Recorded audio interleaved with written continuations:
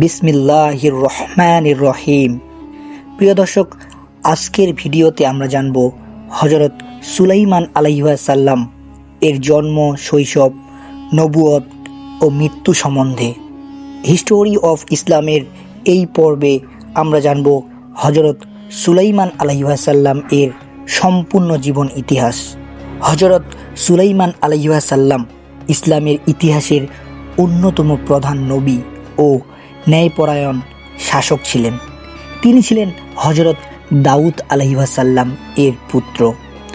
আল্লাহ তাআলা তাকে এমন কিছু বিশেষ ক্ষমতা দান করেছিলেন যা পৃথিবীতে আর কোনো শাসককে একসাথে দেননি।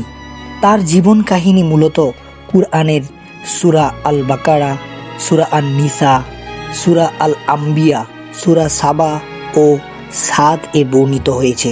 হযরত সুলাইমান আলাইহিস সালাম বাইতুল মুকাদ্দাস, বর্তমানে জেরুজালেম, এই অঞ্চলে জন্মগ্রহণ করেন। তার পিতা ছিলেন মহান নবী ও বাদশাহ হযরত দাউদ আলাইহিস সালাম। ছোটবেলা থেকেই তিনি অসাধারণ বুদ্ধিমান, ন্যায়পরায়ণ এবং আল্লাহভীরু ছিলেন। পবিত্র কুরআনে উল্লেখ রয়েছে, যেখানে একটি জমি নিয়ে দুই ব্যক্তির বিরুদ্ধে হযরত দাউদ আলাইহিস সালাম একটি রায় দেন, কিন্তু সুলাইমান আলাইহিস সালাম আরও উত্তম সমাধান দেন। তখন মহান আল্লাহ তাআলা তার প্রজ্ঞার প্রশংসা করেন। প্রিয় দর্শক, সুলাইমান আলাইহিস সালামকে মহান আল্লাহ তাআলা গভীর জ্ঞান দান করেছিলেন।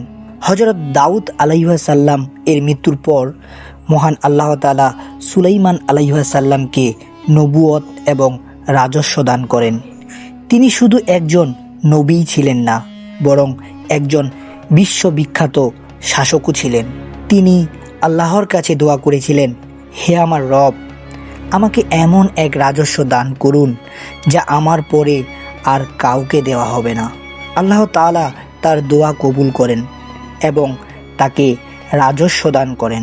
ইসলামী বর্ণনা অনুযায়ী সুলাইমান আলাইহিস সালাম এর রাজত্ব ছিল অত্যন্ত বিস্তৃত এবং সে সময়ে অন্যতম শক্তিশালী সাম্রাজ্য।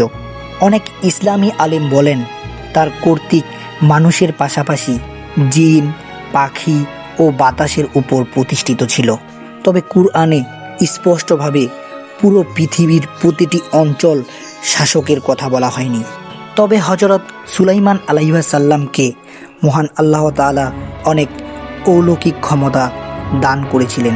তার মধ্যে উল্লেখযোগ্য কিছু ক্ষমতা হলো জিনদের অধীন করে দেওয়া। জিনরা তার নির্দেশে প্রাসাদ, দুর্গ, মসজিদ, বিশাল পাত্র এবং ভাস্কর্য নির্মাণ করত। তারা সমুদ্র ডুব দিয়ে মূল্যবান রত্ন সংগ্রহ করত। হযরত সুলাইমান আলাইহিস সালাম বাতাসকে নিয়ন্ত্রণ করতে পারতেন। বাতাস দ্বারা পৃথিবীর এক প্রান্ত থেকে অন্য প্রান্তে যেতে পারতেন। হযরত সুলাইমান আলাইহিস সালাম পাখির ভাষা বুঝতে পারতেন। তিনি পাখিদের কথা বুঝতেন। হুদহুদ পাখি তাকে সারা রাজ্যের খবর এনে দিত। তিনি শুধু পাখি নয়, প্রাণীদের ভাষাও বুঝতেন। পিঁপড়ার কথা শুনে তিনি সৈন্যদের পথ পরিবর্তনের নির্দেশ দেন। হযরত সুলাইমান আলাইহিস সালাম এর মানুষ, জিন, পাখি তিন বাহিনী তার সেনাদলের অংশ ছিল। একবার হুদহুদ পাখি এসে জানায়, সারা রাজ্যের রানী বিলকিস সূর্যের পূজা করেন। সুলাইমান আলাইহিস সালাম তাকে ইসলামের দিকে আহ্বান জানিয়ে চিঠি পাঠান। রানী উপহার পাঠালে তিনি তা প্রত্যাখ্যান করেন এবং আল্লাহর অনুগত্যের আহ্বান জানান। এরপর জিনদের একজন বলল, সে নারীর সিংহাসন এনে দিতে পারবে, কিন্তু একজন যার আল্লাহ প্রদত্ত বিশেষ জ্ঞান ছিল, চোখের পলকে সেই সিংহাসন হাজির করে। বিলকিস পরে সত্য উপলব্ধি করে আল্লাহর প্রতি আত্মসমর্পণ করে। হযরত সুলাইমান আলাইহিস সালাম এর শাসনামলে বাইতুল মুকাদ্দাস, বর্তমানে জেরুজালেম, নির্মাণ কাজ সম্পূর্ণ হয়। এতে বহু জিন শ্রমিক হিসেবে কাজ করেছিলেন। হযরত সুলাইমান আলাইহিস সালাম রাজা হওয়া সত্ত্বেও তিনি অত্যন্ত বিনয়ী ছিলেন। তিনি সবসময় বলতেন, তার ক্ষমতা আল্লাহর দান। একদিন তিনি লাঠিতে ভর দিয়ে জিনদের তদারকি করেছিলেন, তখনই আল্লাহ তাআলা হযরত সুলাইমান আলাইহিস সালাম এর মৃত্যু ঘটান। জিনরা বুঝতে পারেননি যে তিনি মারা গেছেন। তারা কাজ করতে থাকে। পরে একটি উই পোকা তার লাঠি খেয়ে ফেলে, লাঠি ভেঙে যায় এবং তার দেহ মাটিতে পড়ে। তখন জিনরা বুঝতে পারে যে তিনি আগেই মৃত্যুবরণ করেছিলেন।